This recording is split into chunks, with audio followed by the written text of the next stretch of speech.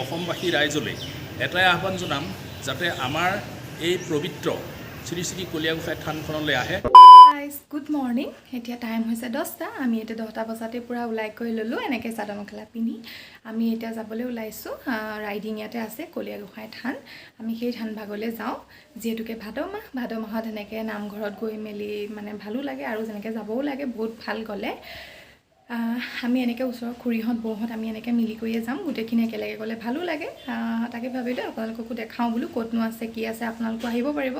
শুনিছোঁ থানভাগ বোলে বহুত ভাল লাগে, তাকে আমি যাওঁ বোলো আপোনালোককো দেখাওঁ। তেনেহ'লে নমস্কাৰ সকলোকে। মই জ্যোতিকা, অসমীয়া ছোৱালী জ্যোতিকাৰ এটা নতুন ব্লগলৈ আপোনালোক সকলোকে স্বাগতম জনাইছোঁ। আশা কৰোঁ আপোনালোক সকলো ভালে আছে, মোৰো ভালেই বাৰু। মাহঁত এতিয়া ওলাই আছে গোটেইখিনি, মই বোলো তাকে ব্লগটো আৰম্ভ কৰি দিওঁ, নহ'লে থাকিয়ে যাবগৈ। এইফালে এয়া বা আমাৰ দুজনী চাওক কাপোৰ কেইযোৰ একে দেখিছেনে? পূৰা একে চাওক, চেমকৈ ওলাইছে ন? ফুলি চুলি চাওক একদম একেই, চেন টেন। খুৰীহঁতৰ ঘৰ গোটেইখিনি আহিলে ওলাই গৈ পাইছে, গোটেইখিনি কাপোৰ চাওক পূৰা একেই। ইফালে বৌহঁতো টিকলিহঁতো ইফালে মানে অকণমান দুখ পালে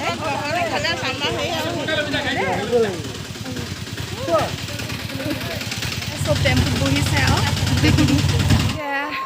সোণাইৰ পৰা শিৱ মন্দিৰ ভাগত সোমাই যাওঁতে এপাক সেৱা কৰি পেলাই যাওঁ। আহাও নাই, এবাৰো চাই যাওঁ, আপোনালোককো দেখাওঁ। গোটেইখিনি এইফালে ফটো উঠি আছে, তাতে ৰ'ল। এইখনেই হৈছে সোণাই। সোণাই কাষতে আছে শিৱ মন্দিৰ। ব'লক ভিতৰলৈ গৈ থাকোঁ, কিনো আছে ময়ো দেখা নাই, আপোনালোকেও যোনে দেখা নাই চাই ল'ব। ব'লক ভিতৰলৈ যাওঁ। এয়া ভিতৰৰ পৰিৱেশ চাওকচোন, খুব সুন্দৰ। আৰু ইয়াতে বহুত কিবা মন্দিৰ আছে, ভাল লাগিছে। আপোনালোকো আহিবচোন। আৰু মই ভইচটো পাছত দি দিছোঁ কাৰণ তেতিয়া গান বজি আছিলে। আমি এতিয়া শিৱ বাবা মন্দিৰত সোমাইছোঁ আৰু লগতে গণেশ বাবা মন্দিৰো আছে। যিহেতুকে আজি গণেশ চতুৰ্দশী, ভাল দিনতে আহিলোঁ। এতিয়া গণেশ বাবা মন্দিৰতো সোমাই সেৱা কৰি থান ভাগৰ পৰা ওলালোঁ।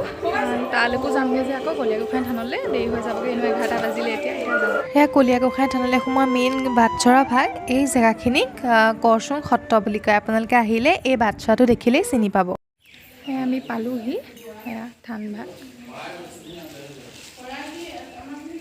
সেয়াই কলীয়াগোসাঁই থান।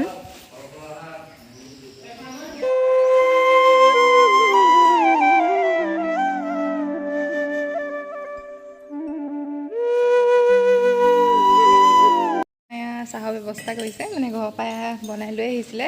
লগতে বৰফি আৰু গজা লৈ আহিছে। এতিয়া থানভাগৰ বিষয়ে অকণমান কৈ দিব। 1656 খ্ৰীষ্টাব্দত আমাৰ এই শ্ৰী শ্ৰী কৰচুং সত্ৰৰ শ্ৰী শ্ৰী কলীয়াগোসাঁই থান প্ৰতিষ্ঠা হৈছিলে আহোম ৰজাৰ ৰাজত্বৰ দিনত।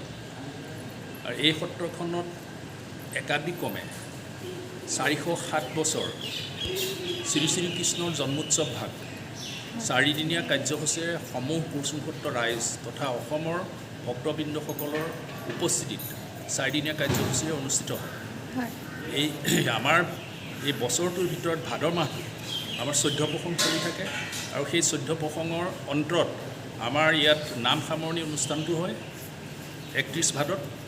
তাৰ বাহিৰেও আমাৰ চ'ত মাহত, বহাগ মাহত আমাৰ পালনাম হয়, পালনাম সেৱা হয় আৰু ফাকুৱাৰ দৌল উৎসৱ হয়। এনেকৈ গতানুগতিকভাৱে আমাৰ যিখিনি তিথি মহোৎসৱ আছে। আৰু ভাদ মাহটোত গুৰু দুজনাৰ তিথি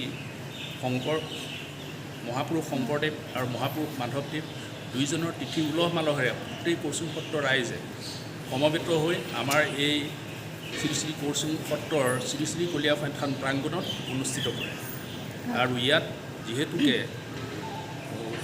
আজি 3 দিন হৈছে হৈ গৈছে মহাপুৰুষজনাৰ তিৰুভাৱ তিথি, তাত আমাৰ ভোজন বাহাৰ বুলি এখন আমাৰ গুৰুজনাৰ অংকীয়া নাটক আছে, সেই নাটকখন পতা হয়।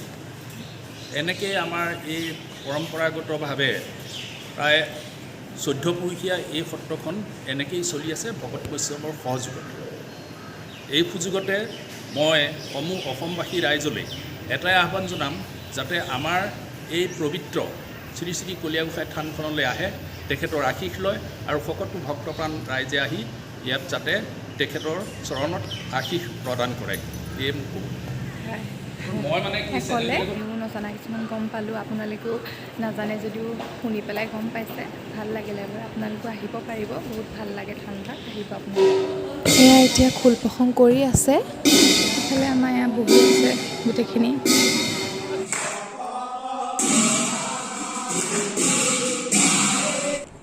নাম সামৰণি হৈ গ'ল। এতিয়া এয়া কাকাজনে প্ৰসাদ ভগাই আছে। খাই ল'লোঁ, লৈ পেলাই আকৌ প্ৰসংগ হৈছে, মানে ভাদ মাহ কাৰণে 14 প্ৰসংগ হয়। এতিয়া প্ৰসাদ চসাদ দি কৰি হ'ল। এতিয়া আকৌ গাঁৱৰ গোপিনী আহিব, গোপিনী আহি পেলাই গাবহি। এতিয়া আমি যাওঁ আৰু কলীয়া গোসাঁই থানলৈ সোমাই মেইন গেট ভাগ। অথনি মই দেখাব নোৱাৰিলোঁ, টেম্পুত গ'লোঁ কাৰণে। এইফালেদি গৈ তাতে লিখাই আছে কলীয়া গোসাঁই থান বুলি, সেইকণতে অকণমান এতিয়া দেখাই দিছোঁ আৰু। এতিয়া আমি গোটেইখিনি ৰৈ আছোঁহি টেম্পুৰ কাৰণে, মানে টেম্পুখনত মাতি দিছোঁ, আহি তাৰপিছত উঠি পেলাই গৈছোঁ। এইফালে মাইহঁত মানে এইফালে গোটেই জাগে গালি দিয়া আছে, পূৰা নাইকিয়া হৈ আছে।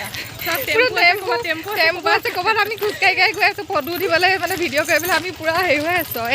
আহিব লাগিব মাইহঁতক নহয় দেই, মাইহঁতক নানো আমি তিনিজনী ফটো উঠিবলৈ। যিয়ে নহওক আজি ব্লগটো মই ইমানতে সামৰণি মাৰিছোঁ। যদিহে মোৰ ব্লগটো চাই ভাল লাগিল, লাইক শ্বেয়াৰ কমেণ্ট আৰু ছাবস্ক্ৰাইব কৰি দিবলৈ নাপাহৰিব। তেনেহ'লে আজিলৈ ভিডিঅ' পুনৰ লগ পাম আন এটি ব্লগৰ সৈতে। ভিডিঅ'টো শেষলৈকে চোৱাৰ বাবে বহুত বহুত ধন্যবাদ। Bye bye. সেইফালে আমাৰ টেম্পুতে যাওঁ আৰু।